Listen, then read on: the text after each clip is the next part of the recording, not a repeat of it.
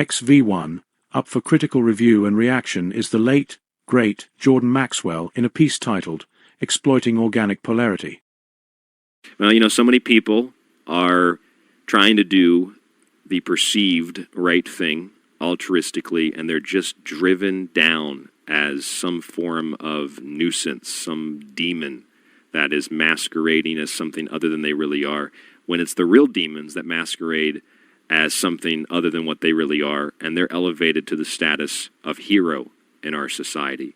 That's really bothered me. It's that perversion, the inversion.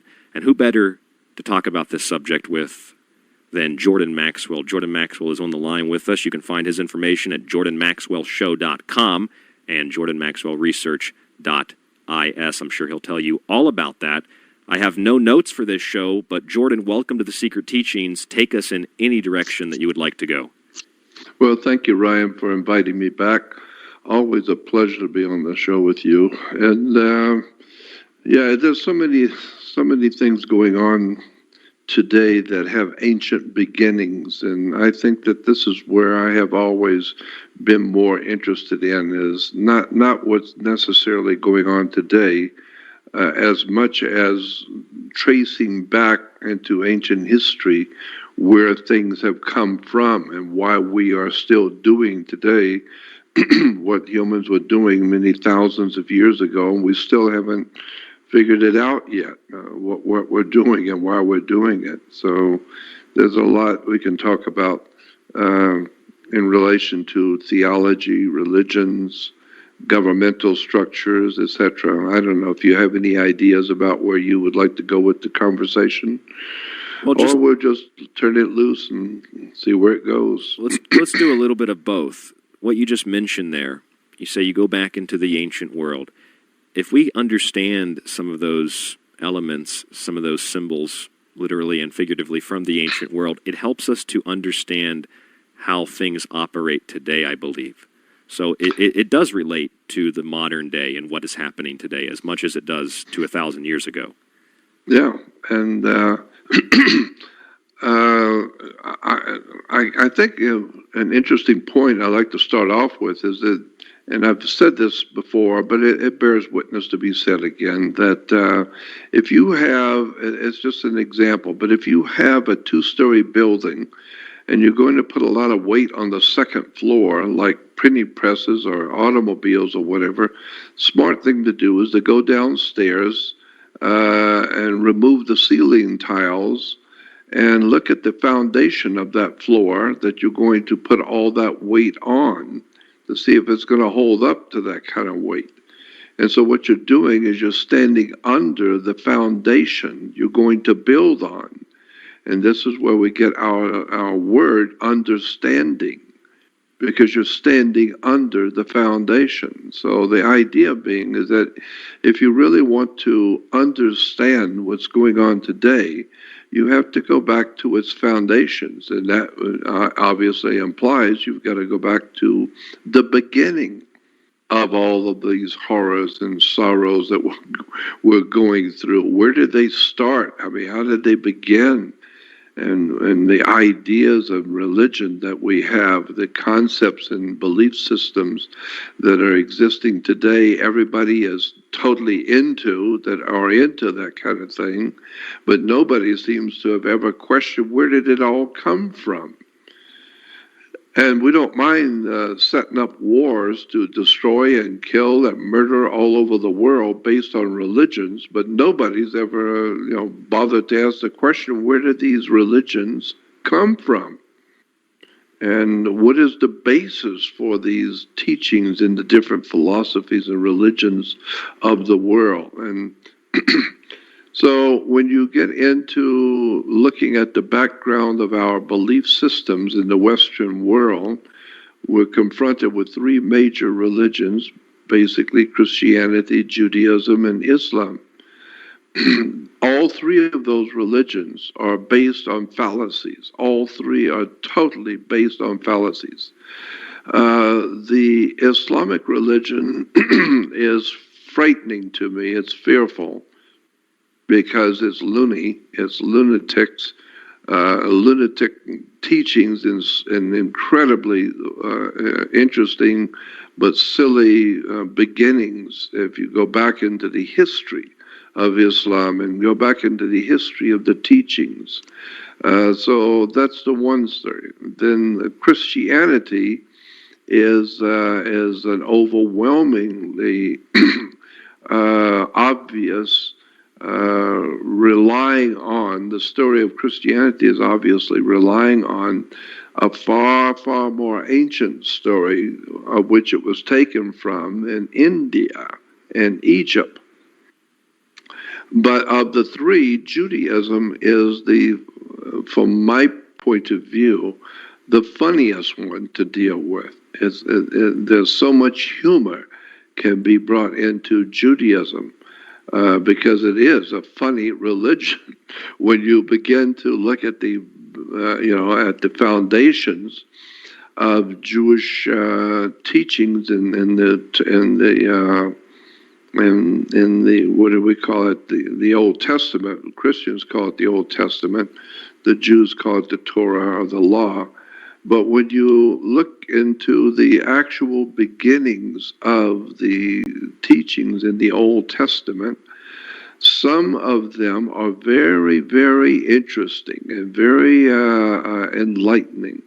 But most of the belief systems of the Jewish religion are actually laughable when you begin to find out and research it and find out where these belief systems come from, and even more especially when you begin to see what they really mean.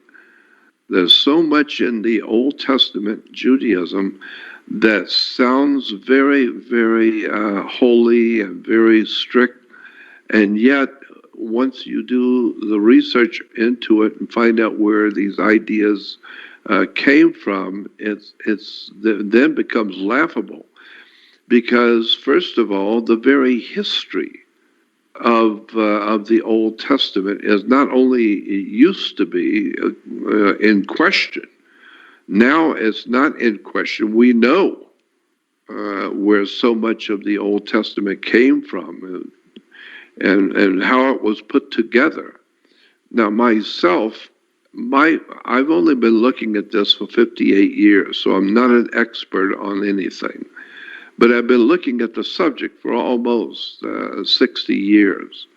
And from my viewpoint of what I think has happened is I think Christianity came first, and then Judaism. Christianity totally as we know sure as we know it today, or another form of Christianity? Yeah, I know that is a good question. I just think that the original Christianity bears no resemblance to the Christianity of the first century. The original Christianity is so completely different than what we call Christianity today. It bears no semblance whatsoever. And but happily, and the nice part about it is that Christians are not aware of that. So therefore, everything works just fine as long as they're not aware that nothing that Christians believe today was part of early Christianity. Period. Isn't that sort of the same thing with holy days or holidays?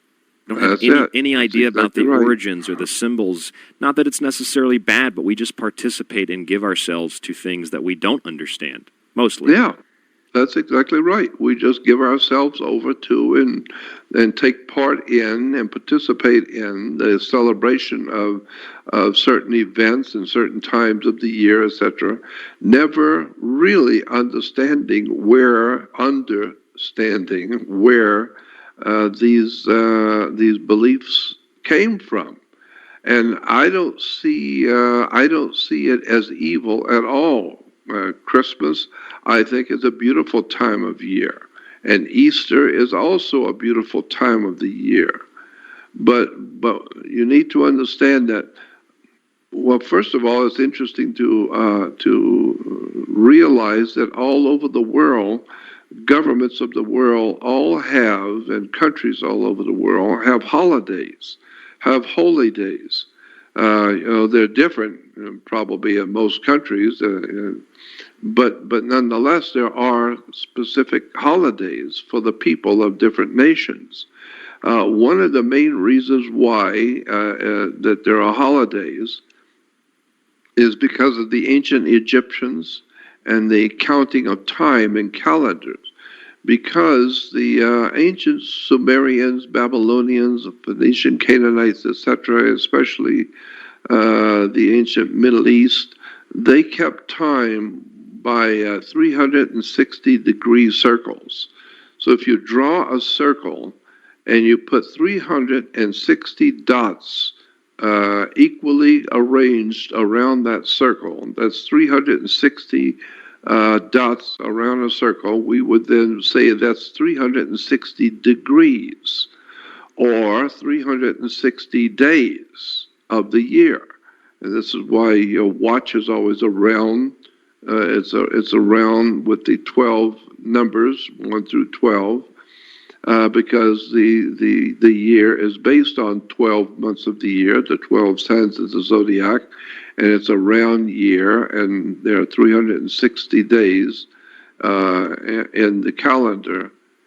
But in point of fact, there's always been 360 days as we count by calendar days. But in point of fact, there are 365 days. And so you have to do something with those other 5 days. So most governments have decided to just make a holiday. And we don't even count that. We don't even look at it. Just keep it on a 360-degree circle or 360 days a year. And now it makes sense because, 1/4 of it is 90 and then another quarter. And then the 4 quarters come to 360. So 360 is a nice round number that the Babylonians, the Phoenician, Canaanites, and many of the ancient cultures of the world gave us. So that's where we come by understanding we have 360 days in the year. And those houses of the zodiac, they're houses. They were built by the architect, the carpenter symbolism. Is that correct? Yeah, and boy, when you get into the zodiac and that's a whole different subject, and we could talk for days on that. What did you think of the so-called 13th zodiac, the Ophiuchus? Ophiuchus. Yes. Ophiuchus. Why was that implemented? Why was that granted some form of validity? Well, I don't know exactly why it was, but I know that my friend who is really an expert on Nostradamus, and he is extremely accurate in his astrological readings, but he does it the way Nostradamus did it. And it's not actual astrology as we know it today, but he is very big on talking about the 13th constellation of how do we use that? What is it called again? Ophiuchus. Yeah, Ophiuchus. But he's always talking about that in relation to what Nostradamus was doing. So I know it must be important because everything he tells me comes to pass exactly when and the way he says it does. And so it's not regular astrology, but Ophiuchus is something that is very important, but I'm not really sure why. But anyway, getting back to the general idea of 365 days, but governments of the world and mathematicians and everybody else keeps track of time and calendar by 360 degrees. So what are you going to do with the other 5 degrees or the other 5 days? Well, you just make them into national holidays. This way we don't keep track of it. We don't even look at it, just holidays. They're holy. But that's another interesting point is connecting the word holy to holly. Doesn't the Catholic Church sort of define time differently than the rest of the world? Yes, they do. Yes, and it's goes back to church synagogue. I mean, church seminary teachings back in the Middle Ages, early Middle Ages, when the church, and that's a whole subject in itself, how the church came together and decided to change the counting of time, and that's a very interesting subject too. So, but I'm not really well knowledgeable on all of that. But I am aware that that did happen, and it does affect our calendars today. And my God, so much that happened back during the Middle Ages with the church making changes and making decisions for us.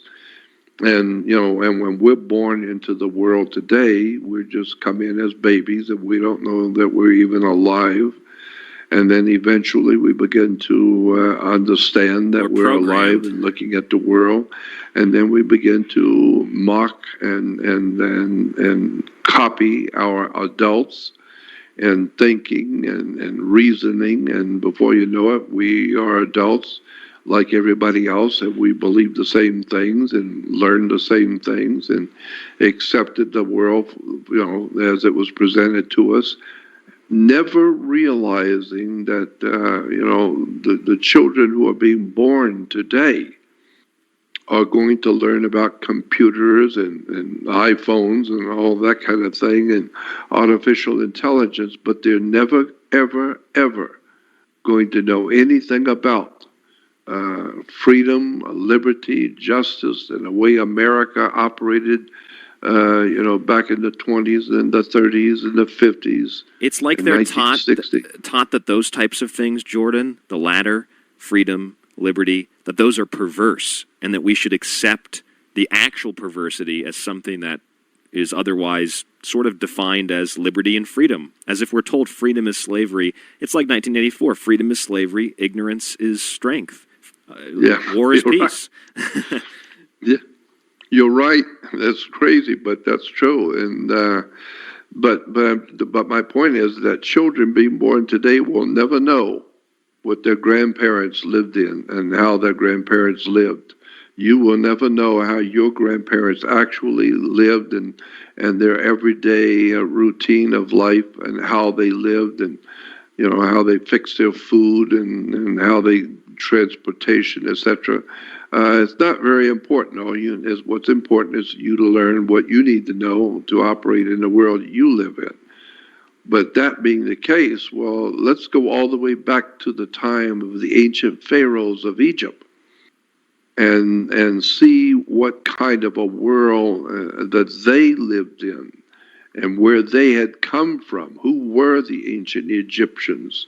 They weren't Arabs. Today, I've been to Egypt 3 times, and many of the Arabic peoples there will tell you they are from a pharaonic line, meaning that they can trace their ancestry back to a pharaoh. Well, in point of fact, no, it's nice, but it's not true.